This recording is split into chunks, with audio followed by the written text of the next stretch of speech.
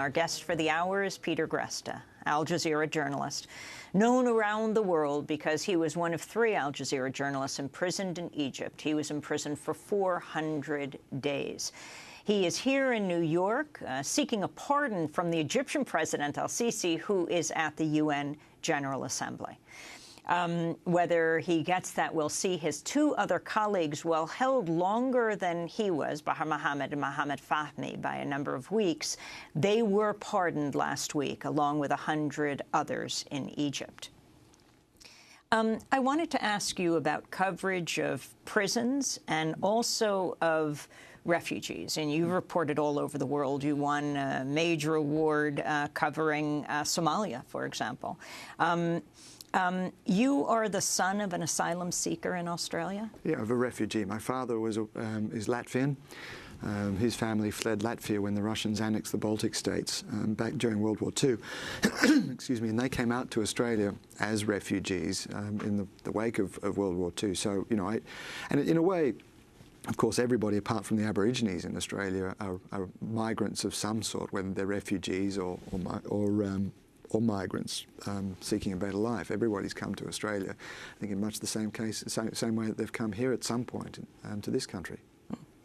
And you criticised the former Prime Minister of Australia, Tony Abbott. Yes, well, it was interesting. This was at the National Press Club where I gave a speech. In Australia? In Australia, yes, the National Press Club in Canberra. And in fact, we had Julie Bishop, our Foreign Minister, sitting in the audience, and someone asked me about our coverage of the Refugee Detention Centre in Nauru, an island to the north of Australia where asylum seekers are being held.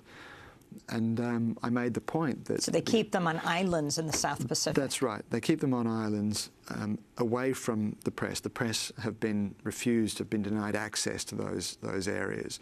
And I felt very, very strongly about this, that we're not being denied access on national security grounds.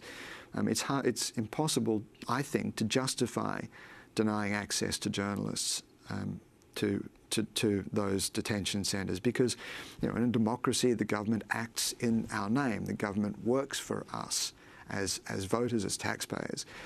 And so unless there is a very clear, very specific reason for denying us access on national security grounds, and I simply can't see why there would be in the case of asylum seekers, then we need to know what's being done in our name. The only reason we can think of is that those detention centres might actually be embarrassing to the Australian government. Well, frankly, that's not good enough. In a democracy, we need to understand what's being done. They either put them in detention centres or turn them away. That's right, exactly. Anybody who tries to get into Australia by boat is automatically placed in those detention centres and either sent back to their country of origin or resettled in third countries. They will not be allowed into Australia. It's a very controversial policy. The government of Tony Abbott has insisted that it's the only practical approach to stopping the boats. They say that this is for the safety of the asylum seekers themselves, because they argue that in fact by stopping the movement of refugees, they're effectively shutting down the people smugglers, who are responsible for so many deaths at sea. Whether or not that's actually saving lives is a debatable question. Whether this is the best way of doing that is something that is a debate that I think is still ongoing. And one of the key elements to that debate is whether it's appropriate to keep those asylum seekers on those islands in those detention centres in conditions that, frankly, we know are quite severe, but we really haven't been able to examine properly because the press simply isn't allowed access. Finally, you laid a wreath along with Shirley Shackleton, the widow of Greg Shackleton. Yes. A story I think our viewers and listeners know well about East Timor. He was killed in the lead up to the Indonesia's invasion of East Timor by Indonesian forces. You laid a wreath at the graves of war, or monument to war correspondents who have died. That's right. This was something, and I'm getting goosebumps actually with remembering this. This is and something I'm very proud of. The Australian government has, after a long, long time, the Australian War Memorial has agreed to a memorial to not just the correspondents who've been killed in action, to war correspondents who've been killed in action, but to all those who serve in conflict zones as reporters. And I think it's an extremely timely reminder of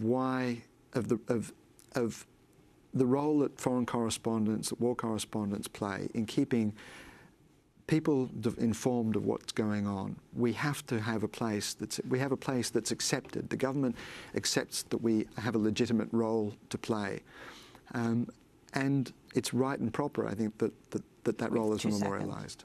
I want to thank you so much, Peter Greste, Al Jazeera journalist. You can go to our website to read the transcript. I'm Amy Goodman. Thanks so much for joining us.